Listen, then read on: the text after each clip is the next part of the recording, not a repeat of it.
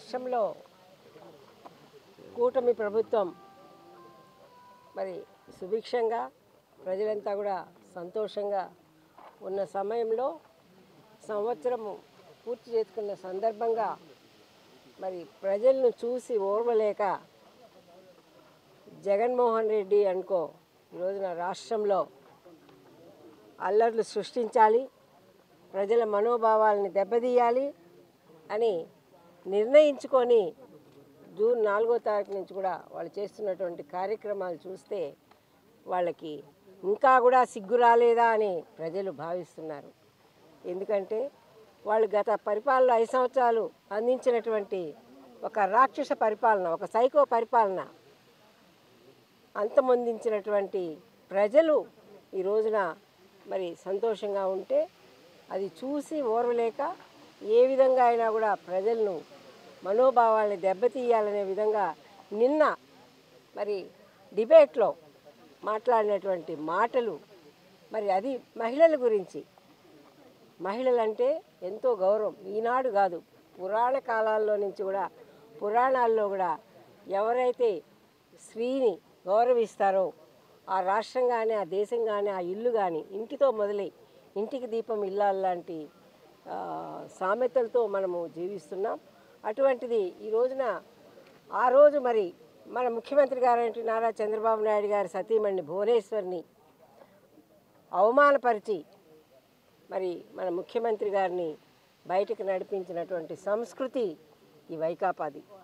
మరి మన ముఖ్యమంత్రి గారు ఎంత కష్టపడ్డారు, ఒక పట్టుదలతో ఈ గౌరవ సభ చేసే నేను వస్తానని ఆయన మరి ఆ కౌరవ సభను అంతమొందించి గౌరవ సభగా చేసి ఈ రోజున ఆయన ముఖ్యమంత్రిగాను మన ఉప ముఖ్యమంత్రి అయినటువంటి పవన్ కళ్యాణ్ గారు అదేవిధంగా మోడీ గారు అందరూ కూడా కలిసికట్టుగా ఈ ఆంధ్రప్రదేశ్ రాష్ట్రంలో ఈ జగన్మోహన్ రెడ్డి అనేవాడు ఉండకూడదు, జగన్మోహన్ రెడ్డి పరిపాలన అంతమొందించాలి, అప్పుడే ఈ ఆంధ్రప్రదేశ్ రాష్ట్రంలో మరి అభివృద్ధి చెందుతుంది, ఆంధ్రప్రదేశ్ రాష్ట్ర ప్రజలు కూడా సుఖంగా ఉంటారని భావించి మరి ఎంతో కష్టపడి గత సంవత్సరం రోజులుగా కూడా ఏవైతే ప్రజలు కోరుకున్నారో అలాంటి పరిపాలన అందించడానికి కూటమి ప్రభుత్వం సాయశక్తులా కష్టపడుతూ కృషి చేస్తూ ఉంటే నిన్నటి రోజున మరి వారు మాట్లాడినటువంటి మాటలు, వాళ్ళ జర్నలిస్ట్ కానివ్వండి, వాళ్ళ సాక్షి టీవీలో రావడం చూస్తే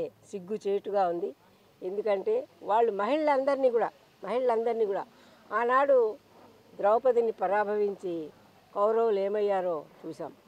మనం అప్పుడు కాదు ఇప్పుడు ప్రత్యక్షంగా మన భువనేశ్వరమ్మని అవమానించి ఇప్పటికిప్పుడు కూడా అది నిరూపణ అయింది. కాబట్టి వీళ్ళు మరి గతంలో కూడా పెయిడ్ ఆర్టిస్టులని మహిళా రైతులని ఎంతో అవమానపరిచి వాళ్ళను ఎంతో దౌర్జన్యాలు చేసి దుర్మార్గంగా వాళ్ళందరినీ కూడా హింసించడం మనమంతా కూడా చూసాం. ఇవన్నిటివి పర్యవసానమే, వీటన్నిటి రిజల్టే ఈ రోజున వాళ్ళు 11 సీట్లతో నిలిచారు.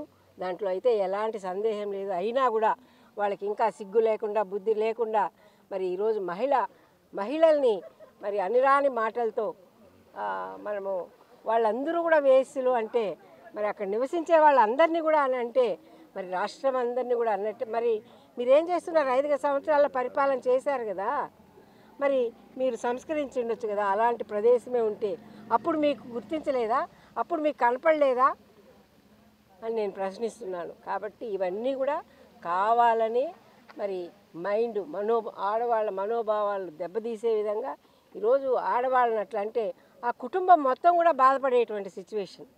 ఒక ఇల్లాలిని ఆ మాదిరి అంటే వాళ్ళ పిల్లలు, వాళ్ళ భర్త, వాళ్ళ కుటుంబం యావత్తు యాజమాన్యం అంతా కూడా మరి ఆ వీధి ఆ సమాజం అంతా కూడా బాధపడేటువంటి ఒక అన్నరాని మాటలతో మీరు అన్నారు. తప్పకుండా దీనికి అనుభవిస్తారు, దాంట్లో ఎలాంటి సందేహం లేదు. కానీ మీరు ఒక్కరవైనా మరి మీ పాపాన్ని ప్రక్షాళన చేసుకోవాలని ఉంటే మీరు చేసింది తప్పు అని నిర్ణయించుకొని మీరు బహిరంగ క్షమాపణ మన మహిళలందరికీ కూడా అక్కడ నివసిస్తున్నటువంటి ప్రతి ఒక్కరికి కూడా అమరావతిలో నివసిస్తున్నటువంటి ప్రతి ఒక్క కుటుంబానికి కూడా, ఒక మహిళలకే కాదు, ఎందుకంటే ఒక మహిళనంటే ఆ కుటుంబం అంతా ఆ సమాజం అంతా కూడా మరి ఈ రోజున బాధపడేటువంటి సిచ్యువేషన్. కాబట్టి మీరు యావత్ తెలుగు జాతికి యావత్ స్త్రీ జాతికి కూడా మీరు బహిరంగ క్షమాపణ చెప్పాలని మేము మిమ్మల్ని డిమాండ్ చేస్తున్నాం. ఎన్డీఏ కూటమి ప్రభుత్వం వచ్చి సంవత్సర కాలం అయింది. ఈ సందర్భంగా ఈ సంవత్సర కాలంలో కూడా చూస్తే ఏదైతే గత 5 సంవత్సరాల పరిపాలనను చీదిరించుకొని ప్రజలు 11 సీట్లకే పరిమితం చేసిన జగన్మోహన్ రెడ్డికి కానీ వాళ్ళ యొక్క నాయకులకు కానీ బుద్ధి వచ్చే పరిస్థితి కనపడడం లేదని నిన్నటి సంఘటనతో తేటతెల్లమైంది. ఎందుకంటే ఎక్కడ కూడా గతంలో మీరు చూశారు, తెలుగుదేశం పార్టీకి చెందిన వ్యక్తి ఏదో భారతి గురించి వైఎస్ భారతి గురించి ఏదో వస్తే వెంటనే కూడా చర్యలు తీసుకోవడం జరిగింది. ఈరోజు ఆంధ్రప్రదేశ్లో ఉన్న మహిళలందరిపైన కూడా ఎలాంటి పదప్రయోగం చేశారో నిన్న చూసాం.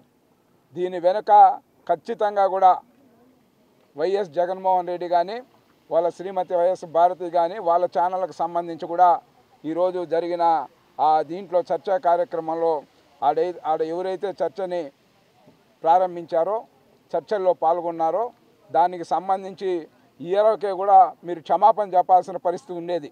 వాస్తవంగా అయితే ఎవరైనా చేస్తారు ఆ పని, కానీ మీరు తద్విరుద్ధంగా ఏ విధంగా ప్రవర్తిస్తూ ఉన్నారో చూసినారు. ఈరోజు మహిళలు కొన్ని వేల ఎకరాలు రాజధాని లేనప్పుడు రాష్ట్ర రాజధాని అమరావతి కోసం ఏదైతే భూములు ఇచ్చారో మీరు అధికారంలో ఉన్నప్పుడు కూడా ప్రతి నిమిషం కూడా వందల మంది ఆత్మహత్య చనిపోయారు. రైతులు ఇచ్చిన ఆడబిడ్డల్ని మీ యొక్క అధికారం ఉన్నప్పుడు పోలీసు జులం చూపించి ఏ విధంగా అక్రమ కేసులు పెట్టారు, ఏ విధంగా లాఠీ చార్జీ చేశారు, ఏ విధంగా భయభ్రాంతులు చేశారో మనం చూసాం.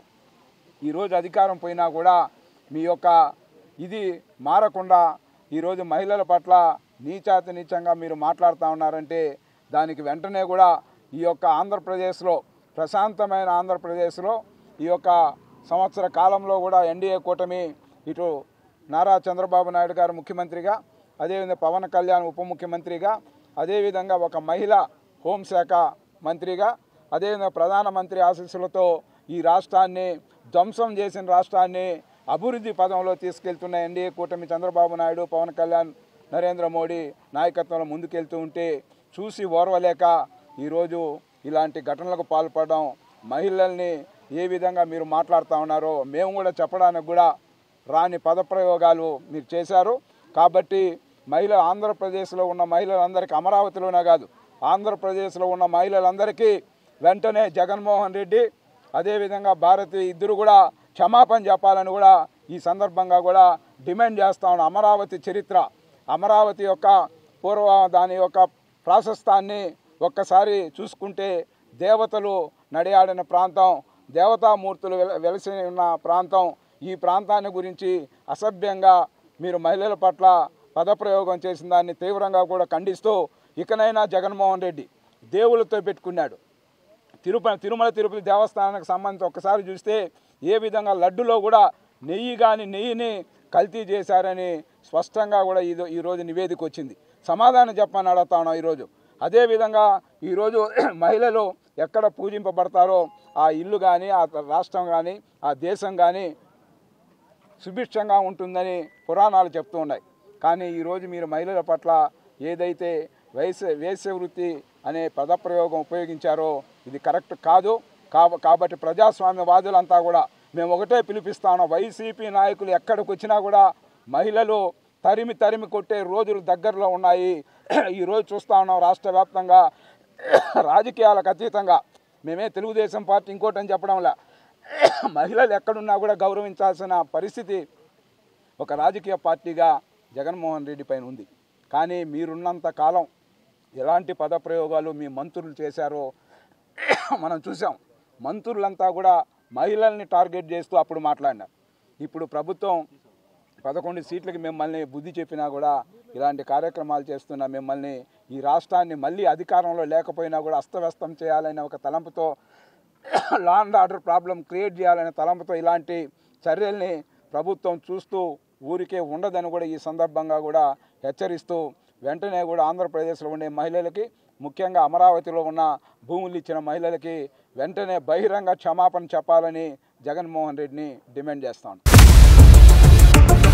ఇండియా పాకిస్తాన్ ఉద్రిక్తతలపై లేటెస్ట్ అప్డేట్స్ కోసం డౌన్లోడ్ చేసుకోండి RTV లైవ్ యాప్.